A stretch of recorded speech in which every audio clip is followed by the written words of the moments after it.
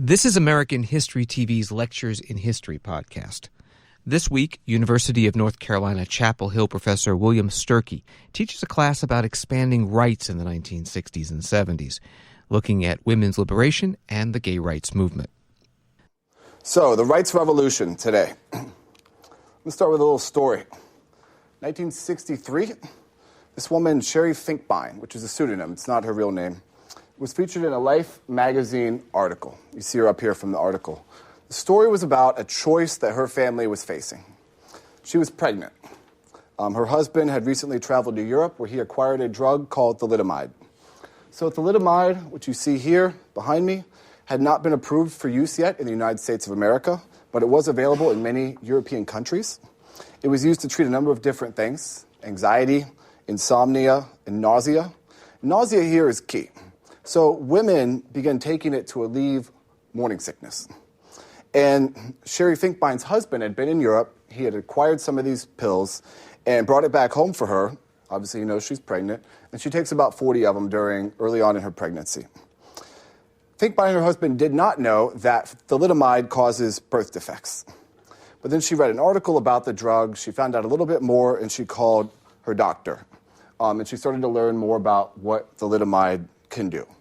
For developing babies, children, thalidomide can cause brain damage to the eyes, the nose, the ears, the face. It can also severely damage the growth of limbs. In many cases, the children who had been affected by thalidomide did not survive at all. In England, about half of the thalidomide babies, as they're known, born with defects, died within a few months. Somewhere around 10,000 of these children were born in total, we think, all across the world, mostly in Western Europe. So making this an incredibly dangerous drug before the problem was really discovered and the drug was later banned. So the issue here for Sherry Finkbein is this. So she has 4 children, and she calls her doctor when she starts to learn about what the drug can do. And her doctor says, come on in. And so she goes in, and he starts to show her pictures of some of these children who had been born to mothers who had taken the drug. And she said that she remembered feeling like someone telling you your child has been run over by a truck. Her doctor recommended an abortion, which was only legal in cases that might affect the mother's life to that point in time. And so Sherry Finkbein and her family are faced with a choice. Do you have the child knowing that his or her life might be incredibly difficult, provide an enormous financial burden on your family, an emotional burden as well for you and your other children, or that the child might not survive past a few months anyway? Or do you follow your doctor's suggestion and go ahead and have an abortion? This is what Sherry Finkbein said. Naturally, I had misgivings. There is life there. Do I have the right to take it? But is it life when you can't dress yourself, run, walk, dance, play games, have dates? If I had no choice, I would have the baby. But I have the way to prevent this tragedy, this sadness. But then something happened here that removed that choice. A panel of doctors said that Mrs. Finkbein could not have an abortion in the state of Arizona. And so at the end of the day, that meant that she had to leave the country if she wanted to go ahead and have the procedure. Ultimately, the details here are not as important as the bigger, broader concept, that the choice was not hers and her family's to make. It was the panel of doctors, or it was the state that got to make that choice. So this is at the heart of the issue of much of what we're going to talk about today. Not necessarily the details, right? But who gets to make that sort of a choice and how that changes. Should that choice, that's an incredibly difficult, ethical, moral, religious choice, be made by the family, by their doctor, by a team of doctors, by the government, by a group of people that don't even know the family, perhaps? Who knows? It is not my job, certainly, to tell you how to make that choice or who should make it. I think that's between every family, their doctor, certainly perhaps their God. But so what I'm going to talk about is how that process changed in the United States of America. Okay? So that's much of what we're going to do today. And of course, this was part of a broader rights revolution in American society that fundamentally changed American society in the 1960s and 1970s. So we've been talking a lot about rights in the class, and we're going to sort of crescendo here with this rights revolution. One last sort of major change here. And one of the big differences between this and, say, the civil rights movement is that this is a rights movement that is calling on an expansion of what rights actually are. So the civil rights movement, if you recall, was largely about rights that were already guaranteed to African Americans that were just simply not being enforced, right? 14th Amendment, 15th Amendment, the Civil Rights Act, the Voting Rights Act were largely about Reconstruction amendments. This is about asking the Constitution to essentially be expanded, to consider a different sort of rights. And that's what we'll talk about today as we close the book on the 60s. So I have a little generic 60s collage here. So the 60s were a complex decade. They're really famous, and they're remembered in a very particular way. When you all think of the 60s, even outside of this class or before this class, what do you think about in the 1960s? What comes to mind, or what do you think comes to mind for many Americans? Disco and stuff, and the whole hippie generation. Okay, yeah, disco, dancing, music. What else? Civil rights. Sorry? Civil rights. Okay, yeah, civil rights, obviously a huge part. Kennedy assassination. The assassination, John F. Kennedy, 1963, certainly not the only one. Anything else? The sexual revolution of the 60s. Okay, yeah, sexual revolution of the 1960s. And again, because we cover so much in this class, I teach a class on the 60s itself, but we're going to try and cover that here in the next 40 minutes or so that we have. So the 60s, generally speaking, one thing that is that's a big misconception of the 60s is that it was sort of revolution and chaos for everybody all the time. It was certainly not. For many Americans, the 1960s are basically this: a continuation of the 1950s, especially the early 1960s. So it's an era of prosperity. The median family income in 1960 was $5,663, about $44,000 today. It's an era of security, upward mobility, and socioeconomic class. An era of high employment. 1960, the unemployment rate for men was 4.8%. For women, it was 5.4%. Consumerism and youth culture, suburban growth, rock and roll. And when we think about the 1960s, people think about something like Woodstock as a major cultural event. But the hippies and counterculture didn't have anything on the actual cultural flashpoints that most people experienced.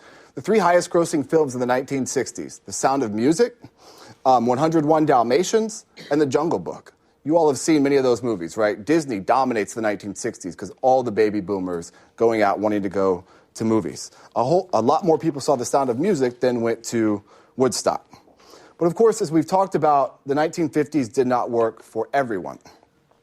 The 50s were good for many, but they had their problems for many other people. Racial limitations, Jim Crow in the South, and housing segregation in the North. Poverty, as we've talked about before, 1/5 of all Americans lived in poverty at the end of the 1950s. Gender limitations, and this is one that we're going to really lean into today. Women simply did not have the same opportunities as men for employment and social advancement. There were also some unique disadvantages that women face. And then also conformity, boredom, doesn't work for everybody. But the 1960s were also characterized by this incredible sense of optimism and hope. The sense of optimism of the 1960s is really incredible. So people from all walks of life, even the most downtrodden, disadvantaged people, poor black Southerners, had never had voting rights, for example, are so hopeful because of America's place in the world and the rhetoric of many of its leaders. Some of the famous lines from the 1960s are just dripping in this sense of hope. John F. Kennedy, January 21st, 1961, Washington, D.C., and I quote, "I do not believe that any of us would exchange places with any other people or any other generation. The energy, the faith, the devotion which we bring to this endeavor will light our country and all who serve it, and the glow from that fire can truly light the world." Just the expansiveness of that optimism. Martin Luther King Jr., perhaps the most hopeful speech in American history, August 28th, 1963. "I have a dream that my 4 little children will one day live in a nation where they will be not judged by the color of their character, color of their skin, but by the content of their character. I have a dream that one day every valley shall be exalted, and every hill and mountain shall be made low. The rough places will be made plain, and the crooked places will be made straight. And the glory of the Lord shall be revealed, and all flesh shall see it together." So that is an incredible sense of optimism that many people share. And so we've had these moments so far where we've fixed some of these issues in the class, and we'll dig in on sort of a new one today. So a couple weeks ago, we were talking about the Civil Rights Movement, how that worked, the sit-ins, the Student Nonviolent Coordinating Committee, Birmingham, the Civil Rights Act, the Voting Rights Act, etc. Jim Crow is dead. It's killed in the mid-1960s, the system that had existed since the New South that we talked about in this class. Black Southerners can vote. The Civil Rights Movement did not solve all racial problems in America, but it did fundamentally change the nation, and of course we should recognize that. Poverty.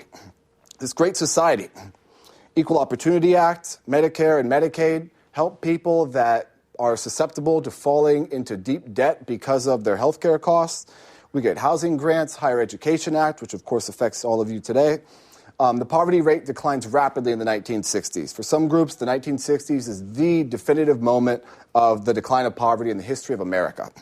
It helped people go to schools, receive job training, etc., and it remains, of course, an enormous part of our society. The Great Society did not end poverty by any stretch of the imagination, and of course, that's one of the criticisms of it. But at the end of the day, we've never gotten back to poverty like that in this country ever since then. So we have some solutions already, but let's look at some other issues.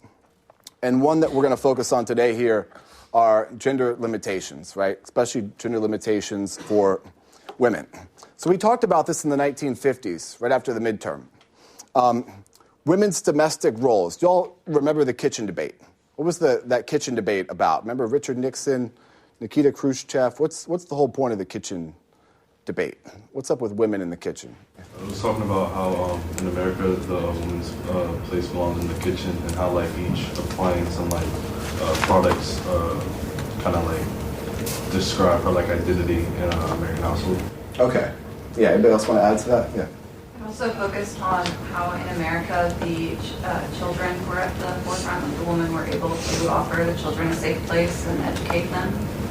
Okay, yeah. So there's this notion that women's place is in the kitchen with the children.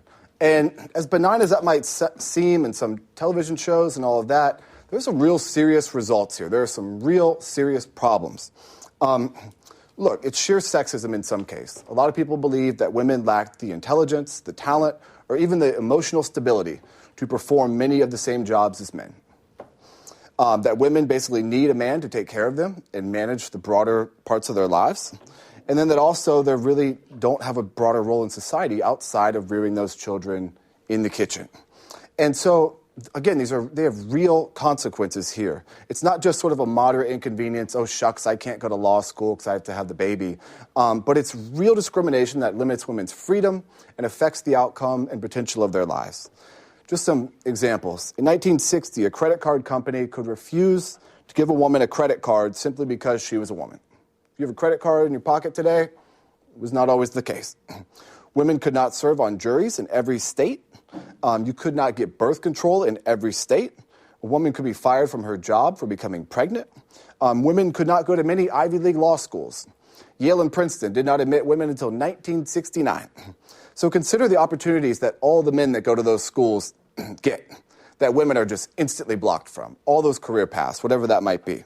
It's not a meritocracy. It's not competitive. It's no women allowed, quite literally. Women did not receive the same pay for the same work as men, of course.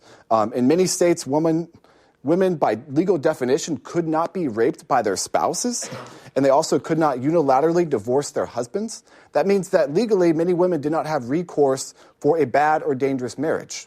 That they were and of course they were at a severe financial disadvantage if they tried to leave the marriage and they couldn't so much as get a credit card or a job. So many people were simply trapped. And then, of course, the unsaid restrictions. Who gets into law school?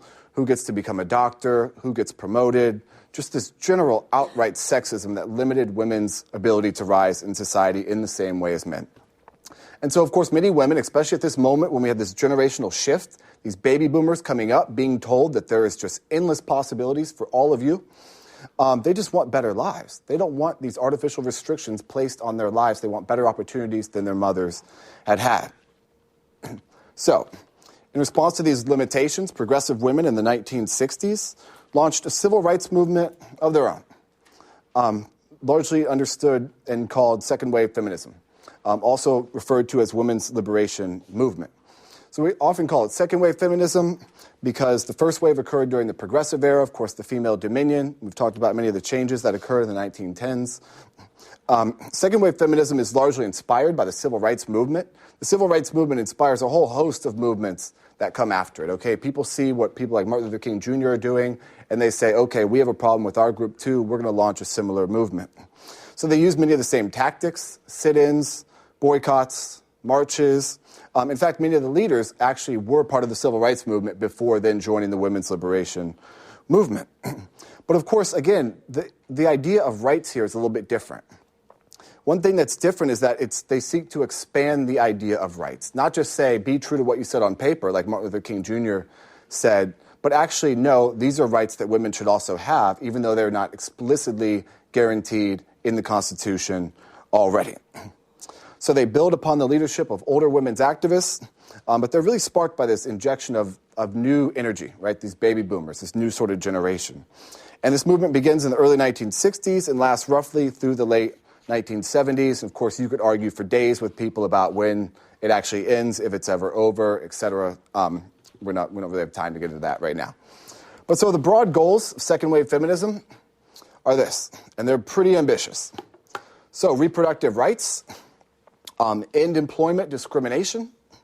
So all of these limitations with jobs. One of the readings for today mentioned that less than 10% of doctors and attorneys in the early 1960s were women. End employment discrimination, gain financial equity for a lot of obvious reasons, but a lot of that also has to do with access to freedom and mobility. Educational access, okay, in these rules that restrict schools to being only for men. And then, of course, this cultural aspect of two. Women's liberation. Free themselves of cultural norms and expectations that inherently constrict women's roles in society. And one thing we've got to understand here, too, is that this is not just a binary. One, it's not all women who are pushing for second-wave feminism at all. We'll talk about one of the women who was an important opponent of second-wave feminism. And it's not all men that are just fighting against it. There were plenty of male advocates of second-wave feminism, too. So let's start with reproductive rights by looking at the pill. So, one of the most important inventions in modern American history, and we don't think of it that way often because it's not, steel, or it doesn't fly, or it doesn't shoot, or anything like that, it doesn't blow anything up. But the pill is absolutely essential throughout much of the rest of the course, and of course, to this point in time in our own lives. In 1960, the FDA approved the pill for contraceptive use by the public. 1962, 1.2 million American women were on it. By 1963, it went up to 2.3 million. By 1965, it was up to 6.5 million. At that moment in 65, it had become the most popular form of birth control for women in America. Now, of course, many of you understand this quite well, but the pill offers a lot of benefits for women. Okay, it gives them more power over their reproductive lives. It allows them to discreetly control the number of children that they have. It's birth control that is effective and does not rely on a man's cooperation. And it's not just for single women by any means, right? A lot of married women also take the pill because it enables them to take control of the size of their family. That's not just a decision about how many babies you want to have. That's an economic decision. That's a health decision. And that's certainly a labor decision if you think about women's roles in the household with the kitchen. More people would have used the pill, but it was not legal everywhere. And I know that's hard for us to wrap our head around in our own day and age, right? So the pill was actually outlawed in several states until 1965. Enter some of our activists. Enter Estelle Griswold. Estelle Griswold, who you see here on the right, was the director of Planned Parenthood in New Haven, Connecticut. The state of Connecticut had this old law passed in 1879 that made it illegal to use a contraception or to assist in helping advise others how to use or access contraceptions. So based on that old law, you could be fined and or receive a light prison sentence for helping people use contraception. With the support of Planned Parenthood, the national branch, Griswold purposely decides to challenge this law. And so she and a doctor at Yale, they open up a birth control clinic that provides contraceptive services to married couples. And in order to avoid sort of the stigma of what it might mean to help single women, they choose to work with married couples.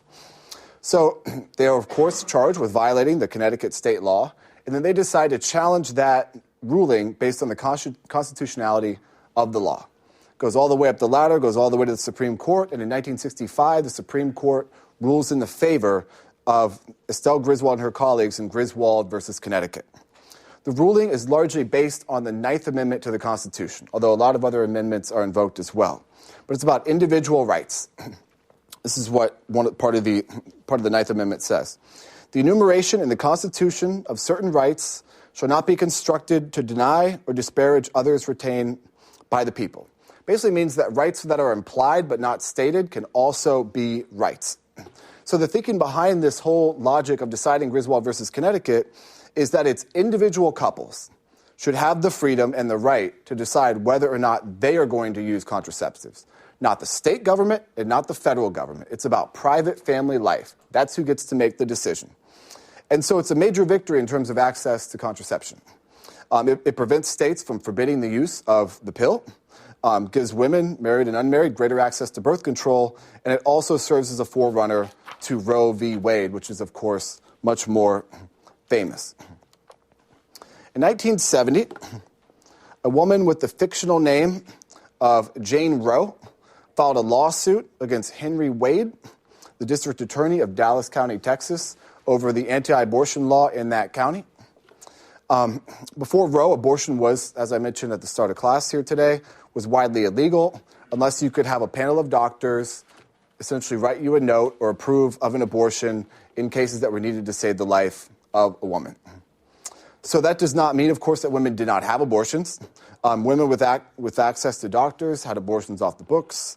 Others went to underground providers because they were so desperate, which, of course, could be incredibly dangerous. Part of the protests surrounding reproductive access focused on basically saying that, look, abortions are going to happen anyway. It's better if they occur above ground as opposed to underground.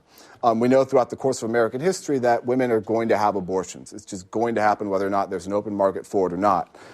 So if they were legal, perhaps they would be safer, is one of the arguments that activists are making. In 1953, a sexologist at Indiana conducted a survey of women and found that 22% of married women had had an abortion. His data, this is of course part of the Kinsey report and the Kinsey studies, his data is incredibly flawed. We don't actually know any way to actually check it. We don't know because of the nature of it, but clearly some women were having abortions, but it wasn't something that people talked about openly with their friends all the time. These things were sort of hidden. Of course, people were having them for a number of different reasons. Financial reasons, they're maybe not with their partner anymore, they had too many children already, they had bad timing, fetal anomalies, the health of the mother, the baby may not live. And, you know, when we have these conversations now, we tend to focus on the extreme cases, but every single case, of course, back then, like it is now, is individual. Every single case is hard, and it should be hard. But what Roe versus Wade did in 1973 was it decided, similar to Griswold versus Connecticut, that it was not up to the government to make these decisions for women. So in the final decision, the court, they spoke of a number of different precedents, including Griswold versus Connecticut, which was cited, I believe, 10 times in the final Roe decision. And they spoke of another precedent. I'm going to quote directly from the decision of Roe v. Wade. The right of the individual, married or single, to be free from unwarranted government intrusion into matters so fundamentally affecting a person as the decision whether to bear or beget a child. And of course, they ultimately conclude, and I quote, that right necessarily includes the right of a woman to decide whether or not to terminate her pregnancy. So in terms of a legal matter, all of these ethical debates we have about abortion today, you all saw, of course, the protests that were out on Polk Place a couple weeks ago. How many of you saw those? Okay, so obviously there's a lot of conversations happening out there. They're using a certain sort of tactic, but legally it's not about morality or religion. It's just not. There's a question that individuals certainly have to deal with, but when Roe v. Wade was decided, it's a question of choice and authority.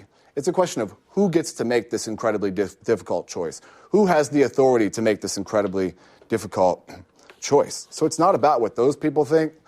The law as it stands today is about what individual actors think. Anybody have any questions so far? Okay. Something that's an incredible coincidence, I'd say, is not many people realize this, but Roe is decided on the same exact day that former President Lyndon B. Johnson died in Texas, January 22nd, 1973.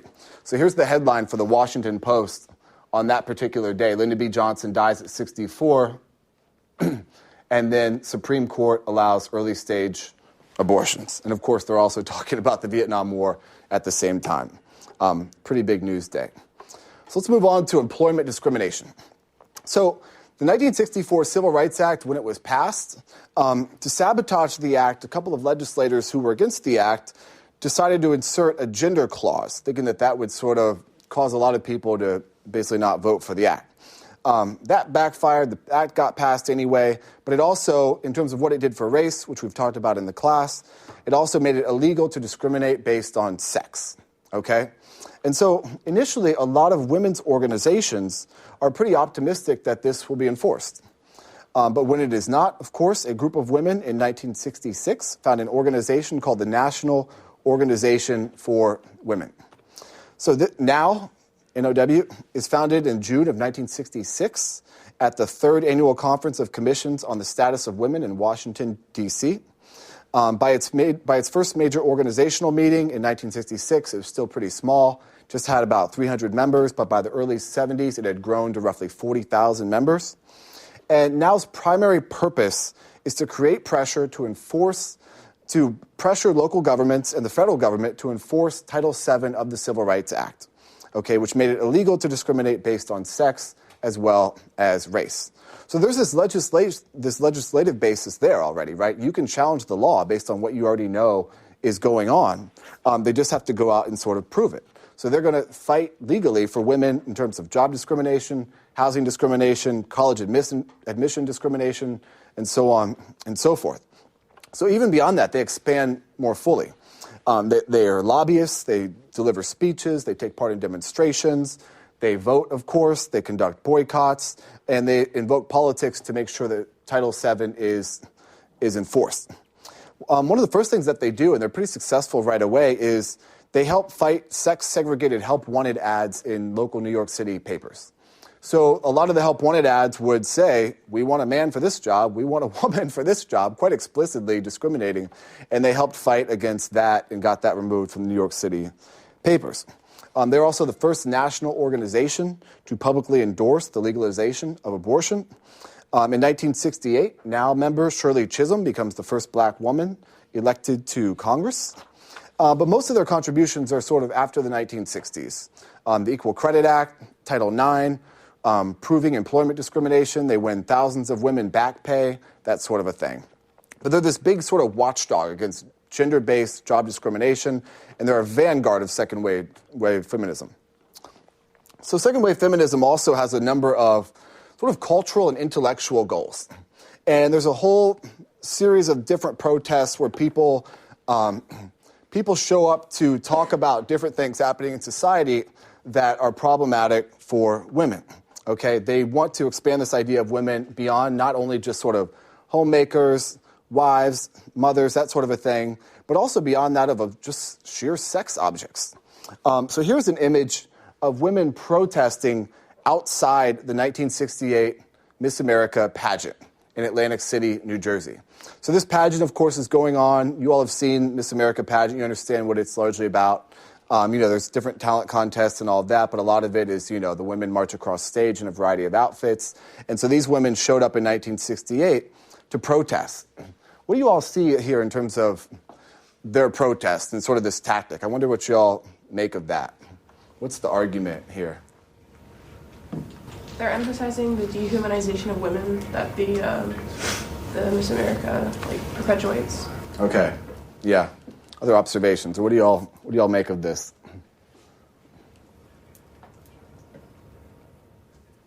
Looking at the physical attributes versus the mind, pretty much. Is this a little too far, you think, or what do you think? So it's this chart, right? You all have seen the chart of, you go to a steakhouse and they show you where obviously all the cuts are from, and they're sort of mocking it with this, right? That a woman is basically like a cow being reduced to the different parts of her body that should be celebrated at the Miss America cattle auction, as they say. So the argument, of course, is that women here are being treated merely as sex objects, that there is a major problem with the culture of the Miss America pageant. And of course, this is just one thing in many different sorts of protests that people have a problem with. They want to really have women portrayed more for their minds, for their ambitions, for who they are as more complete people, as opposed to this Miss America protests. And this draws a great deal of attention, right? This is covered in every major national publication. And, it gets this incredible backlash, too, where people are like, well, these are just beautiful women. They're doing their thing. There's a talent part of it, and it's just, an enormous controversy. But anyway, this is sort of what we're seeing, right? Sort of more open, direct protests against these depictions of women in more traditional ways that, think back to some of the ads that we talked about. Of course, they're protesting some of those as well. A lot of this action leads to some people to be more careful about the way that women are depicted in magazines and advertisements. Of course, that's not an issue that we've moved entirely beyond, but there's a little bit of it. But we also get expanded access to different programs that help women intellectually, especially for college campuses. I think the UNC Women's Center, or the Department of Women's Studies, opens in 1976. All over the country, you get women's studies departments that open right at this exact moment in the late 1960s throughout the early to mid 1970s. They also protest and call for what's known as the Equal Rights Amendment. So the late 1960s, women's rights activists do gain some ground here in terms of adding a new amendment to the Constitution that deals specifically with sex and sex discrimination, okay? The Equal Rights Amendment, the ERA for short. So this idea is actually pretty old. This idea had gone back to all the way back in the 1920s. And it was really revived in the early 1960s with the National Organization of Women picking up this fight to once again call for this Equal Rights Amendment. Supporters of the Equal Rights Amendment, they argued that the Constitution needed a unique amendment that dealt specifically with gender and sex discrimination. Current Supreme Court Justice Ruth Bader Ginsburg in 1973 argued this, and I quote, "The Equal Rights Amendment, in sum, would dedicate the nation to a new view of the rights and responsibilities of men and women. It firmly rejects sharp legislative lines between the sexes as constitutionally tolerable. Instead, it looks toward a legal system in which each person will be judged on the basis of individual merit and not on the basis of an unalterable trait of birth that bears no necessary relationship to need or ability." But of course, the ERA was not universally popular. It met a great deal of resistance. And one of the most important figures in the resistance to the ERA is this woman, Phyllis Schlafly. So Phyllis Schlafly is a longtime conservative from St. Louis, Missouri. She was born in 1924. She was a graduate of Washington University in St. Louis. She also has a master's degree in government from Radcliffe College. And then she also had a law degree from Washington University in St. Louis. So she has 3 college degrees. She is an incredibly exceptional woman, both in terms of her public-facing nature, but then also certainly her education. And one of the issues that's so interesting with Phyllis Schlafly is much of what women are arguing for, Phyllis Schlafly has already achieved, right? Going and getting a law degree from Washington University in St. Louis was not normal for a woman who was born in 1924. Yet she uses this very same educational achievement of her own to become sort of this enemy of the Equal Rights Amendment in the 1960s and the 1970s. We're going to talk about her more on Wednesday. She's going to come back up. But she has a lot of different thoughts about equal rights, about sex discrimination, about sexual harassment in the workplace. She becomes famous in the 1970s as a leading critic of second-wave feminism. She says that a woman's role is in the home. And that the 1950s system, this idea behind the kitchen debate that we just talked about, that's exactly how it should be. And not only that, it was actually great for women and families to have this protected status, right, where you could enjoy all of the modern appliances, where you can enjoy the safety, where you can enjoy this unique role that women had in the household that was provided for them by not only their husbands, but the American system of capitalism. She does not think that women need to work, and that women need to even worry about equal rights in the workplace. She doesn't think that women who have children, in particular, and who are married, need to work. She says that a lot of the problems that are described by the second-wave feminists aren't actually legitimate concerns. For example, she has a particular view of sexual harassment. She says, and I quote, "Sexual harassment on the job is not a problem for virtuous women." So she suggests that it's the women who experience sexual harassment in the workplace experience that because they dress in a provocative manner. But that if you are a Christian woman who dresses conservatively, then you just don't have that problem, okay? She also accuses second-wave feminism of being anti-male and accuses it also of being a path toward homosexuality. And her most direct battle is against this Equal Rights Amendment. She actually founds an organization named Stop Taking Our Privileges, with the acronym STOP right here.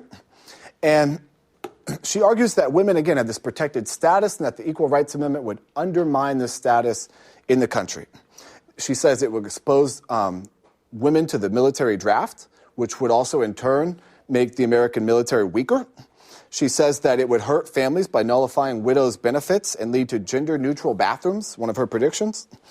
And she's not alone, certainly. A lot of labor organizers in different companies also worry that it would undermine gender-specific laws. So ultimately, the ERA is never passed. The House passed it in 1971. The Senate passed it the following year. And this Equal Right Amendment, in part read, equality of rights under the law shall not be denied or abridged by the United States or any state on account of sex. But what happened was that not enough states ratified the amendment for the Equal Rights Amendment to be added to the Constitution. Okay? There was a period in which the amendment would expire. Not enough states ratified the amendment, and ultimately it was defeated as the deadline was expired. So we do not have an Equal Rights Amendment in the United States of America today, despite there being a good bit of energy initially at first. But we do have some real clear results from second-wave feminism. So 1963, an Equal Pay Act. Griswold versus Connecticut, obviously, 1965. The National Organization of Women. Shirley Chisholm's election to Congress, 1968. Again, first black woman elected to Congress. First woman elected to Congress was actually 1917. A woman from the state of Montana, out west, when a lot of women could vote before they could in other parts of the country. Roe v. Wade is seen as a great victory for second-wave feminism in many people's eyes. 1974, we get an act, the Equal Credit Act, which ends this sort of discriminatory practice of denying people credit, not only based on their sex or gender, but also based on race. And of course, women's studies courses and departments, I'm sure many of you will encounter those during your time here, are also a direct outcome of second-wave feminism.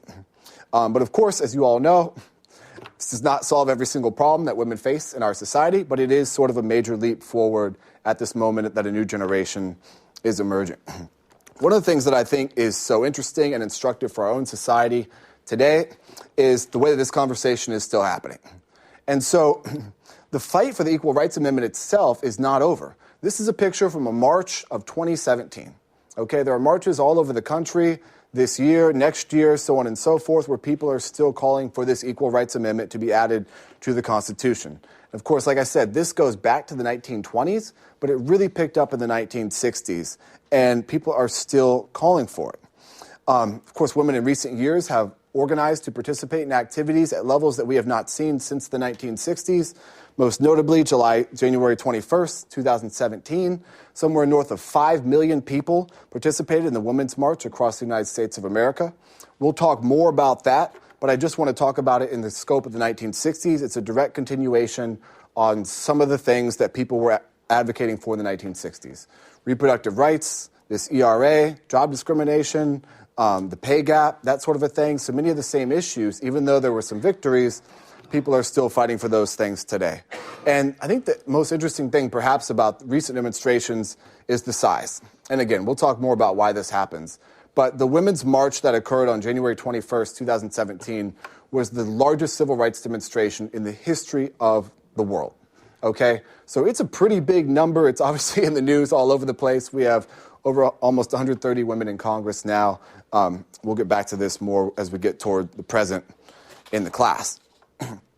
So at the same time all of this is happening, second-wave feminism is rising, we also get the most visible gay rights movement in American history to that point in time that was also emerging.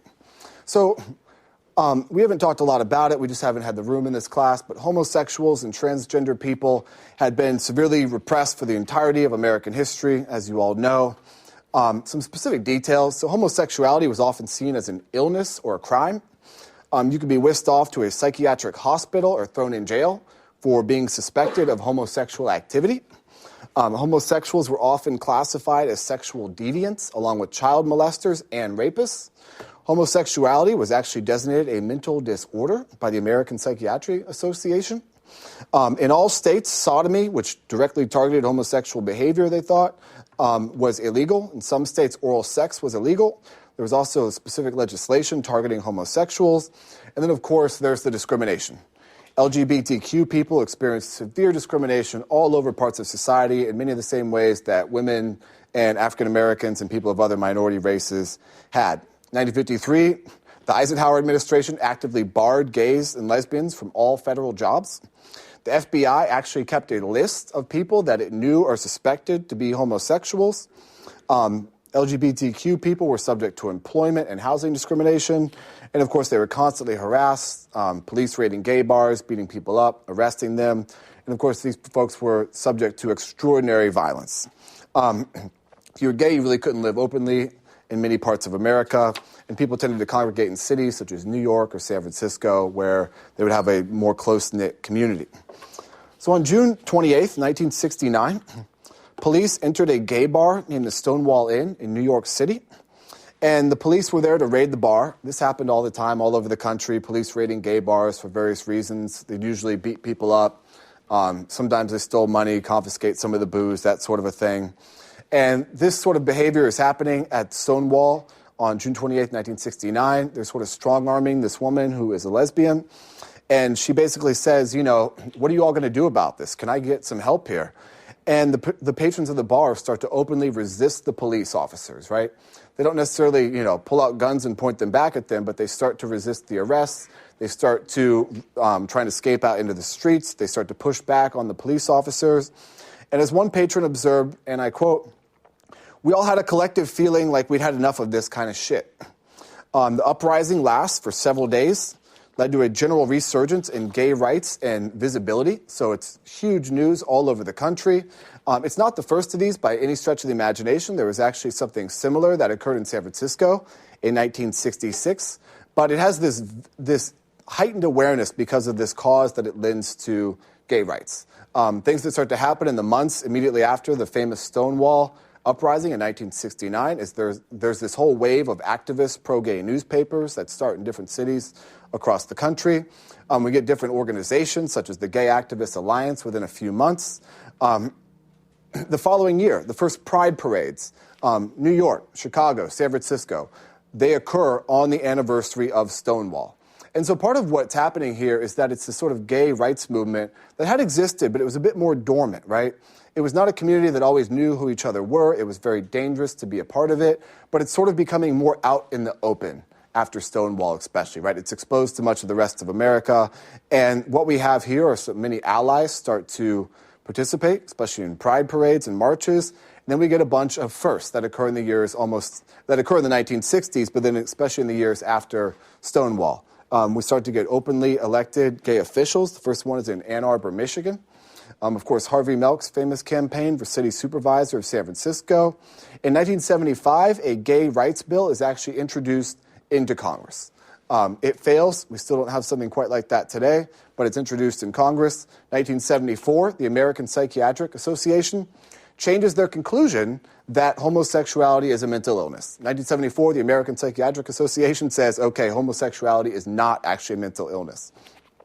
And in 1982, Wisconsin became the first state to ban discrimination based on sexual orientation. And of course, many of these debates and battles continue well into our present day. So let's go ahead and we're going to wrap up. The 1960s as a whole, if you think about them as a whole, we've been talking about this for several weeks here, but just think about taking all this in. We really started the lecture right before the midterm with John F. Kennedy, the Cold War, and that whole thing.